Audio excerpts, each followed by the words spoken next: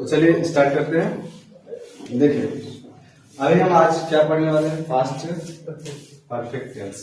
ठीक, तो past perfect tense में ध्यान से देखेंगे कि क्या होता है, इसकी पहचान क्या होती है, हम पहचान सीखेंगे। तो लिखिए, यदि अनुवाद के अंत में, यदि अनुवाद के अंत में, अनुवाद के अंत में,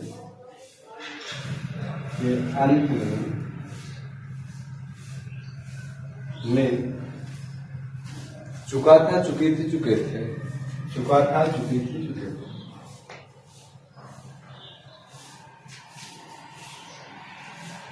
चुके थे, या था, ये थी, ये थी। अगर इतने शब्द आ जाए तो वह कौन सा टेंस होगा, पास्ट परफेक्ट। क्या होगा, पास्ट परफेक्ट टेंस होगा। ठीक, इसी के बारे में हम पढ़ेंगे, जल्दी नोट करें, उस वक्त फिर आगे देखते हैं।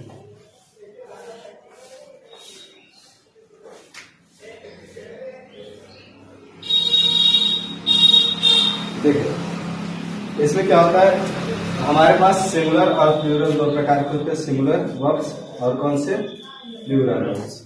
ठीक,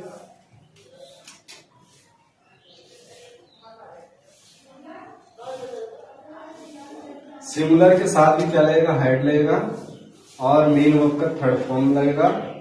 ठीक, और इसमें भी हेड लगेगा और मेन वर्ब का थर्ड फॉर्म। तो चलिए सिंपल सेंटेंस के लिए रूल लिखिए, सिंपल सेंटेंस के लिए रूल, सिंपल के लिए रूल लिखिए।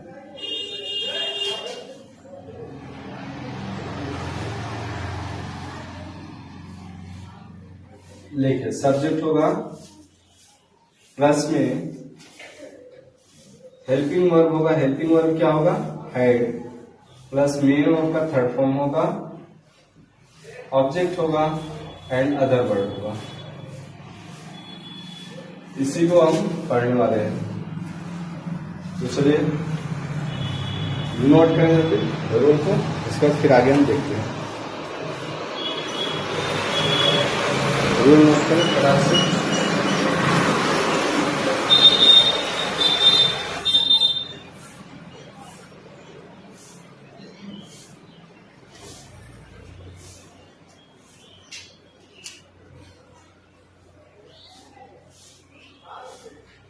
हो गया? चलो अभी हम इसी रूल के आधार पे करेंगे कुछ ट्रांसलेट। तो जैसे हमारे पास एग्जाम्पल लिखिए, मैं जौनपुर पहुंच चुका था।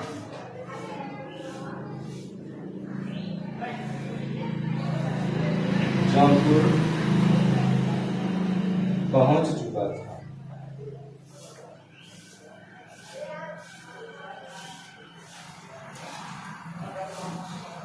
अभी क्या होगा, इसमें रूल क्या क्या है, सबसे पहले हमको क्या लिखनी है, सब्जेक्ट। सब्जेक्ट लिखनी है, सब्जेक्ट लिखने के लिए क्या होगा, सब्जेक्ट क्या होता है, जिसके द्वारा कोई कार्य हो, या तो नाउन और क्वालिटी या तो एक्शन को दिखाई दे, वह क्या होते हैं, सब्जेक्ट होते हैं। सब्जेक्ट क्या होते हैं, जिसके द्वारा कोई कार्य हो। तो इस सेंटेंस में दिया क्या है कि मैं जौनपुर जाता या जा चुका हूँ या पहुंच चुका हूँ। तो ठीक है, पहुंचने का कार्य किसके द्वारा हो रहा है, मैं के द्वारा। मैं क्या हुआ, इसमें सब्जेक्ट हो गया। तो क्या करेंगे, सबसे पहले सब्जेक्ट को ही लिखना है। तो मैं का क्या होगा, आई, आई के साथ बताएगा हेल्पिंग ऑफ हेड लगेगा, तो यहाँ पे हेड लगाओ, आई हेड। उसके बाद क्या है, मेन वर्ब का थर्ड फॉर्म। हमेशा ध्यान देना, मेन वर्ब कब होता है, लास्ट में, चुका चुकी लास्ट जो है उसके पास में हमेशा होता है। ठीक, तो हमेशा ट्रांसलेट हम किस तरह से करेंगे, पीछे से। ठीक, तो देखिए चुका था का हेड होता है, यहाँ पे हमने लिख दिया है। उसके बाद फिर आगे आता है पहुंचना। पहुंचना क्या होगा, रीच। अब कह रहा है इसमें थर्ड फॉर्म लिखने के लिए, तो इसका थर्ड फॉर्म ईडी होता है, रिच्ड।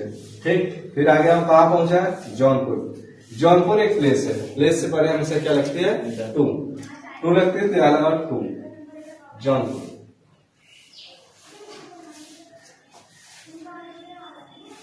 ठीक, अब एक एग्जांपल और देख लो। जैसे हमने कहा लखनऊ में मेरा दोस्त, लखनऊ में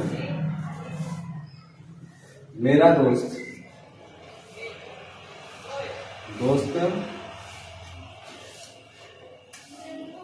लखनऊ में मेरा दोस्त पढ़ चुका था।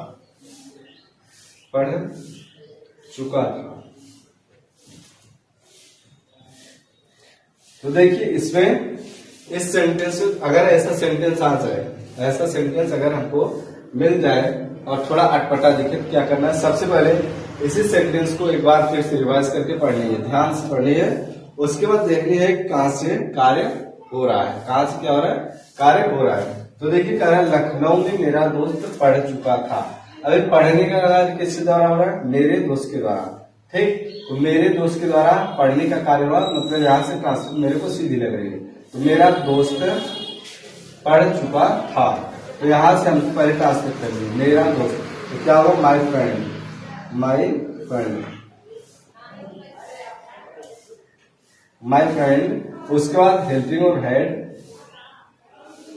फिर उसके बाद लेवल थर्ड फॉर्म पीछे से करते चले आओ। पढ़ना क्या होगा, रीड, थर्ड फॉर्म भी रीड होता है। आगे आओ, इसका हो चुका है, फिर और आगे चलो, मे का क्या होगा, इन। देखो अब यहाँ लखनऊ आ गया, लखनऊ बड़ी शहर है, बड़ी शहर से पहले क्या रखते हैं, द रखते हैं, तो इन द लखनऊ।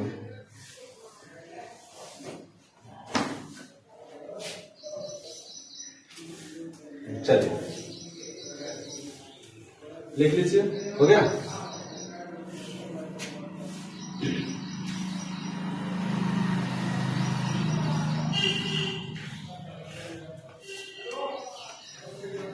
अभी इसी का निगेटिव और इंटरगेटिव एक एक एग्जांपल होगा, उसके बाद हम बताएंगे कैसे आप क्वेश्चन पुट अप करेंगे।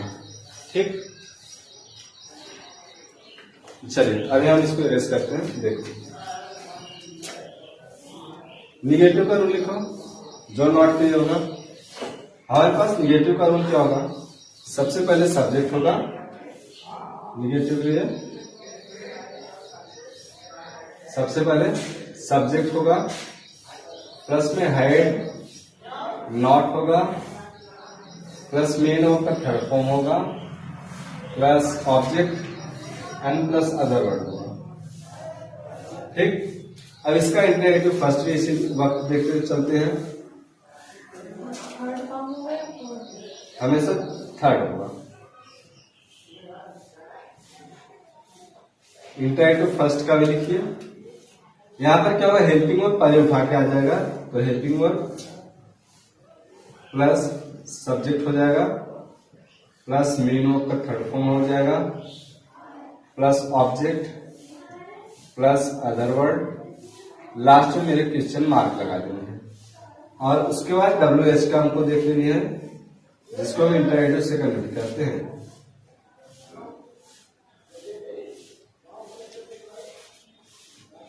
सेकंड अभी करनी क्या है, इसमें सबसे पहले WH मतलब कब क्यों कैसे कहा कि स्पेलिंग क्या होते हैं, कब क्यों कैसे कहा कि स्पेलिंग, तो WH को पहले रख देंगे।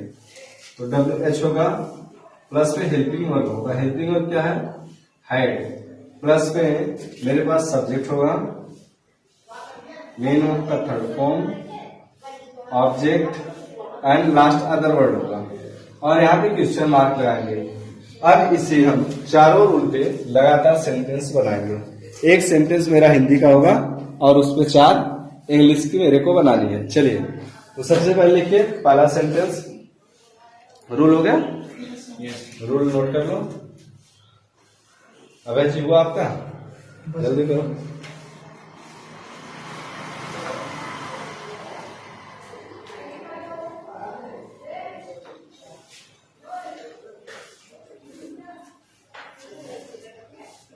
चलो पहला क्वेश्चन लिखो, जिसे मैंने बोला कि मैं अंग्रेजी सीख चुका था, मैं अंग्रेजी सीख चुका था, तो लिखिए मैं अंग्रेजी सीख चुका था।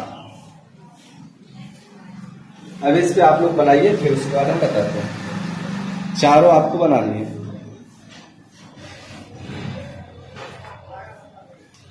मैं अंग्रेजी सीख चुका था।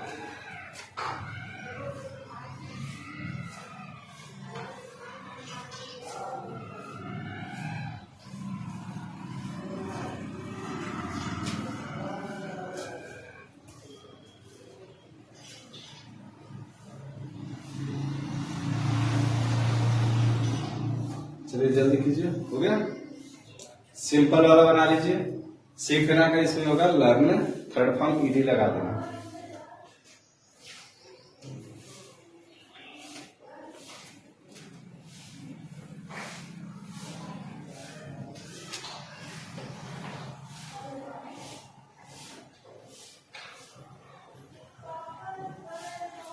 जल्दी कीजिए, हो गया खुशी?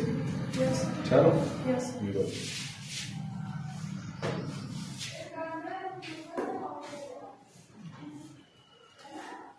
हो गया भाई तुम लोगों का? क्या स्टेप हुआ? सिंपल। देखो सबसे पहले सिंपल और मेरे को बनानी है, कह रहा है सब्जेक्ट लिखना है तो इसमें आई हो गया। उसके बाद हेड लगानी है, मेन वर्ब का थर्ड फॉर्म पीछे से आगे करते हुए सीखना क्या होगा लर्न, ईडी लगा दो, फिर आ गया इंग्लिश।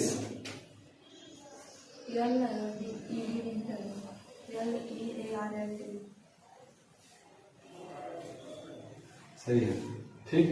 अभी इसका निगेटिव बनाने के लिए क्या करेंगे, बीच में नहीं लगा देंगे। जैसे मैं अंग्रेजी सीख चुका था, इसमें मैं अंग्रेजी सीख नहीं चुका हूं, या तो मैं अंग्रेजी नहीं सीख चुका हूं, इसलिए मैं अंग्रेजी नहीं सीख चुका था, सीख चुका था। अभी क्या होगा इसी का अभी का सेंटेंस जो रूल मेरे पास है उसी को लगाएंगे। सब्जेक्ट हैड नॉट और main verb third form. Subject इसमें है आई, हैड नॉट लगानी है और उसके बाद पीछे से मेन वर्ब का थर्ड फॉर्म। मेन वर्ब का थर्ड फॉर्म लर्नेड,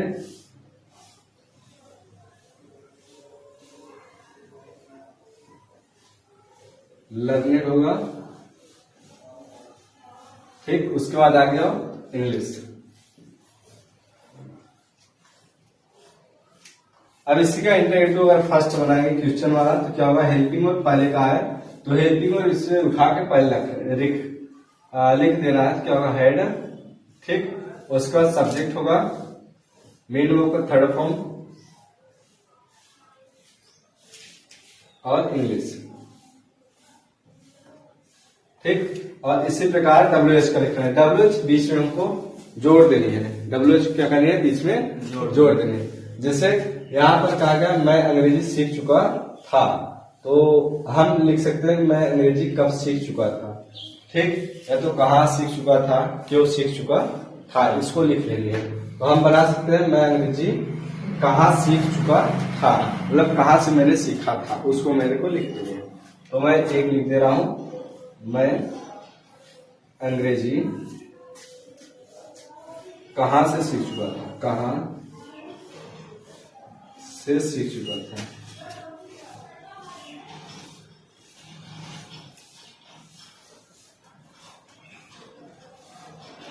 तो क्या होगा, WH को पहले लिखती है वेयर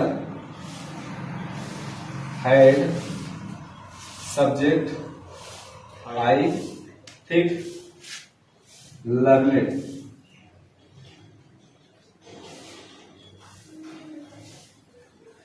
फ्रॉम इंग्लिश, या तो लर्निंग इंग्लिश लिख दो, बस, ठीक। ये कंप्लीट हो गया। अगला लिखिए एक क्वेश्चन और, इसी पे आपको चारों बनानी है, ठीक। अभी मैं डायरेक्ट इंग्लिश बोल रहा हूँ, ठीक। क्या करूंगा, डायरेक्ट इंग्लिश बोलूंगा और आप लोगों को बना देनी है उसकी हिंदी, ठीक। या तो डायरेक्ट चारों इंग्लिश बना लें, ठीक। देखो, why had you, why had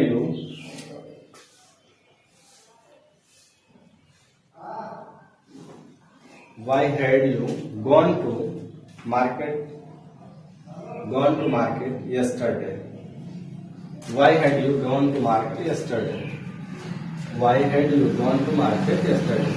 अभी ये इंग्लिश में है और इंग्लिश इसका चारों बना देना है हम लोगों को।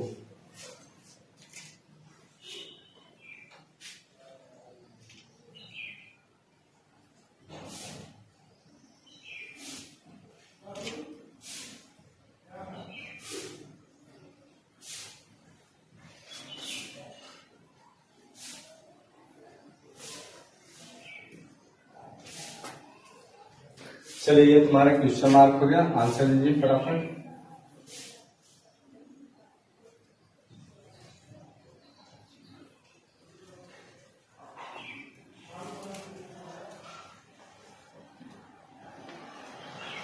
अगर हम इसका आंसर लेंगे तो कैसे होगा, ध्यान से देखिए।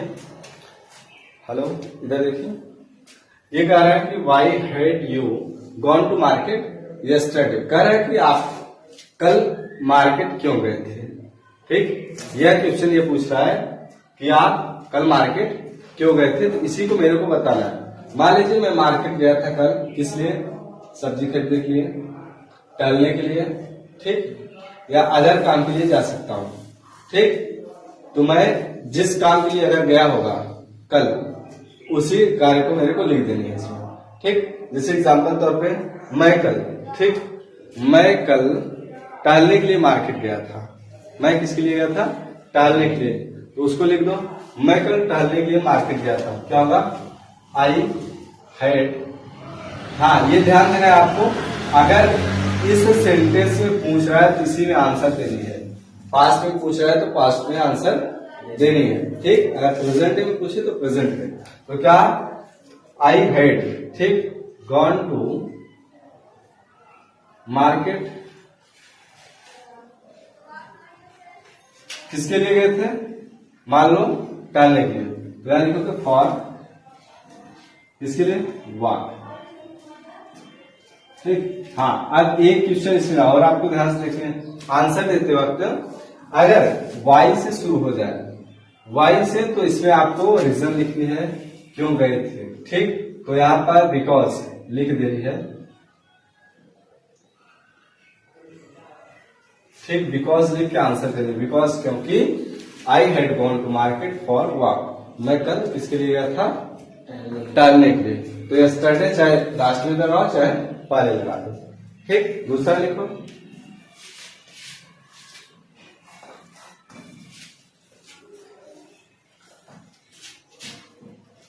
लिखो where had your brother, where had your brother bought a new book।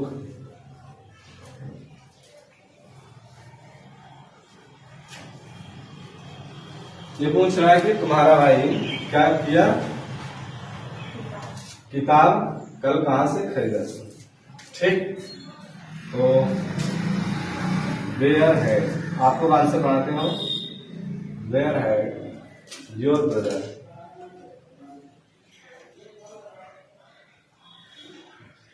bought a new book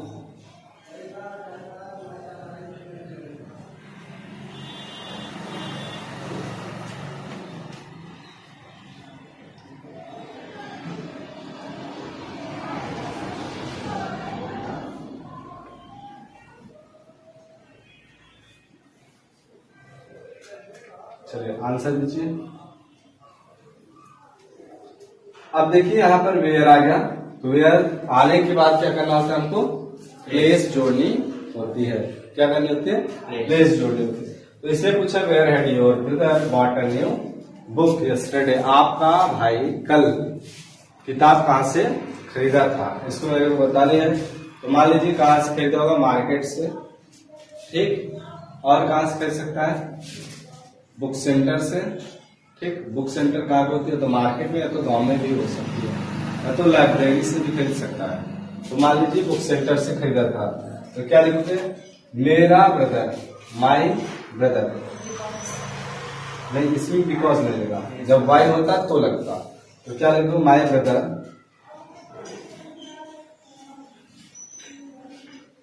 had, ठीक, बॉट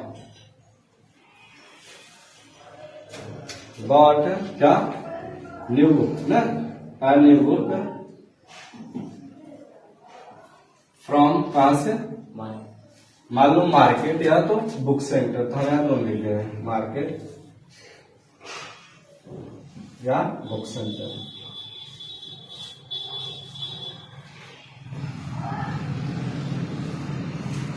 ठीक, समझ रहा है? यस। हाँ, तो यूट्यूब वाले भी ध्यान सुन लें, ऐसे आपको आंसर देनी है। चलिए आप लोग के लिए इतना इस वीडियो में।